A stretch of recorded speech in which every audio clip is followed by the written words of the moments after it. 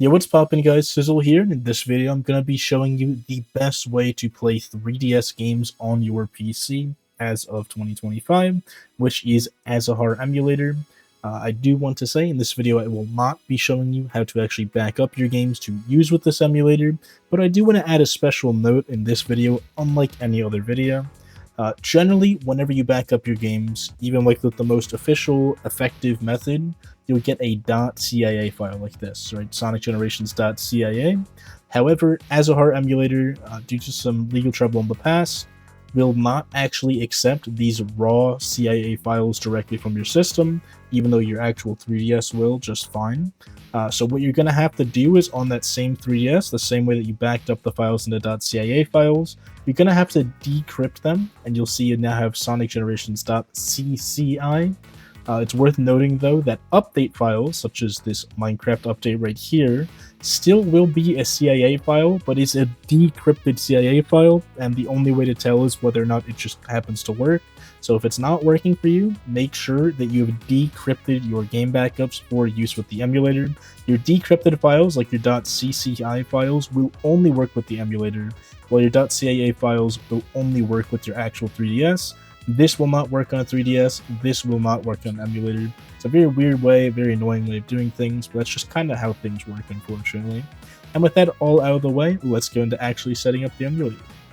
So all you gotta do is go to the page in the description, like I said, the GitHub, go to Releases, and if you're on Windows, what you want to get is the mysys2.zip. Just click on that to download it, and then go save it where you want to save it. In my case, I'm just going to save it on the desktop for this tutorial. With everything all nice and saved, you can now minus out of this and go extract your folder to go see what Azahar has to offer, and you'll get a folder kind of like this. Double click into that, you'll have a folder here. You can just drag that out of the way, and then you'll have all of your normal files in that folder. All you have to do is double click Azahar exe, and the emulator will start up. Now from here, it's going to be a pretty big window for you. I'm just going to go like this. You can see it even says at the top, important encrypted files and .3ds files are no longer supported. Decrypted or renaming to .cci might be necessary. I will say if you have a .3ds file, which is another way you could have backed up your games, you can just straight up rename them to .cci and they will work. But yeah, from here, what we're going to do is actually configure the emulator before we use it. So we're going to go to Emulation, Configure, and we have quite a few options here. Most of the stuff I'm not really going to mess with. Most of them are completely fine. I don't like showing Discord presence, so I'm going to turn that off. UI, dark and colorful is nice in my opinion. You actually have to hit OK for it to apply. There we go. Now we got a much nicer looking thing going on. From here, system, you can change a lot of things, like region, you can auto-select. In my case, I'm in the USA, all my stuff's from the USA, might as well select that. Your username, which is your console name that will be used sometimes by games, so I'm just going to call it console. It's not going to show up here, I don't think, but it's definitely worth changing this. Birthday, know that you can change if you want, I'm not going to. Make sure enable new 3DS mode is on, this will just make stuff run faster. And all that is pretty much what you have to do on this side of things. You can configure the camera if you want, and the storage if you want. I'm not going to. From here, we can go to audio. Make sure the output type is swapped from auto to QBEB. At least from my experience, it just didn't work until I did this. Enable audio stretching on, have the volume wherever you want to have that. Under graphics, you have a few different options, none of which you really want to change super bad outside of the internal resolution here. This is going to make the game look a lot more sharp, a lot more clean. From my experience, you don't even really see a result past 3 or 4 times native, so a lot of time I just keep it at 4 times native when I'm running stuff. But I'm going to keep it at normal native so I can actually show the difference later. As for layout, I like using not the default, but I like using hybrid screen. What this will do is it'll make a big left screen with the top screen with the main content on it.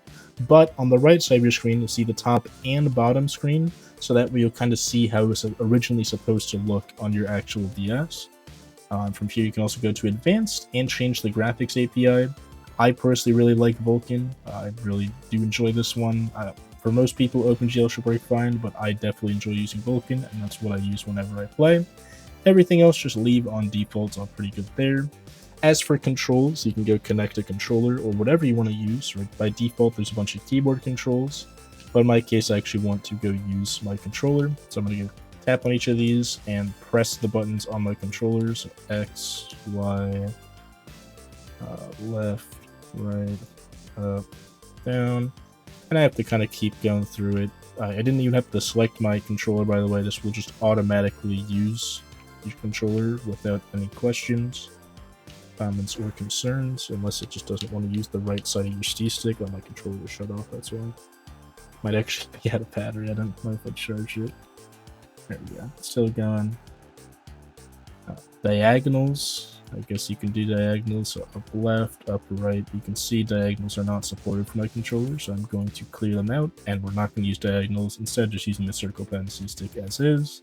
You can set the modifier scale, the shoulder buttons, of course, L, R, CL, and ZR. And you have stuff like the start and select buttons, and then some other buttons if you want to use them, which generally don't really need to. You can also set up motion and touch controls, such as using Simulhook or STL to actually simulate motion, which some games might actually need, unfortunately. And as for touching stuff, generally just click on the window works, but you can also set up a Simulhook for that. And yeah, you can save this profile as whatever you want to save it as. So I'm just going to call this Xbox. So that's an Xbox controller I've just set up right now. And now I can always go back to it whenever I want to, and it'll load it in. Once you have all that ready, just hit OK, and you'll see we still don't have our games. So what we want to do that is hit Add New Application Directory. Just click on that, double click. Once it opens up, you want to navigate to where you actually have your ROMs and updates and all that, and then just hit Select Folder. And you can see it automatically detects Minecraft CCI, Sonic Generation CCI, and it has both of them right here. I'm just going to boot up Sonic Generations to show that is working. It's going to ask for network access, go ahead and give it to it. And yeah, this will be just working out the box, right? Your controller, if you set it up, should be working as well. The game should be looking nice and simple. Let me actually make it so you guys can hear audio from the emulator. And yeah, just like that, you can see the left side is the top screen, the right side is also the top screen. It looks super stretched because of the way I'm recording it, but on my end, it's not stretched at all. And yeah, the game's just running in its native resolution, just completely functional. Got that lovely music going from Sonic Generations. But you'll see on Green Hill here, once we load in, it'll look pretty bad, pretty rough around the edges, right? Super blurry. It also might be kind of slow for a second, and that's because the emulator, like any emulator, has to compile shaders for a second. But real quick, this is a great place to show things, right? Look at how those flowers are super blurry, if that was there, the waterfall. If we now go to emulation, configure, graphics, and turn our resolution up to 4x and hit OK, you can just see how much sharper everything got, right? Everything is super, super sharp. That can be sharp.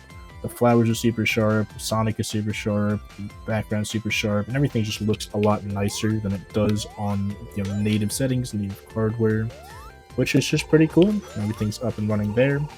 And real quick, I want to show off how to load in updates and DLC. Now that we've showcased one of our ROMs actually working, let me show you how to download updates, which is pretty simple. You just want to hit File, then Install CIA. And once you got that open, you just want to go find your .cia update file, make sure it's decrypted. If it's not decrypted, it will not work, it'll bug out. And then just hit Open. And once you have that open, it will just be updated, right? You can right click, open, and update data, DLC data, locations, and kind of show that off. And if we go boot up Minecraft right now, you will see it should be the latest version of Minecraft of 1.9.19, I believe, is where they stopped updating on the 3DS. Minecraft, I will say, any new 3DS exclusive game on the 3DS still is a bit rough around the edges when it comes to emulation. And I'd actually recommend going to emulation, configure, and then turning your graphics all the way back to native to actually have things run smoothly. Because from my experience, if you don't, the games really, really struggle to run. You see, if we go to options and patch notes here, we have 1.9.19 right there. You'll also notice, I guess I didn't really mention this, if I go back real quick, I can actually click with my mouse to go access parts of the menu. Or generally I can, yeah, there we go. Like I said, it's a pretty laggy game, even with everything changed. But yeah, You'd see all the different skins, all like 2015 skins and all that. Everything from those updates is nice and loaded. And we can now go around as Mario or Luigi with the Poltergeist and go play Minecraft.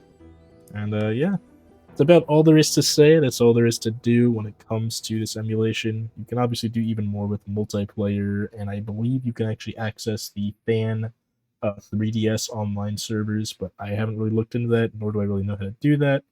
But this is just how to get games up and running, how to get them playing, how to set your controls, set up the graphics, and things like that. Alright, now with everything loaded, you can see next autosave will trigger in 20 minutes, and I'm now playing this with my controller, despite it, being made for a 3DS. I'm using an Xbox controller to go look around with nice sensitivity and all that.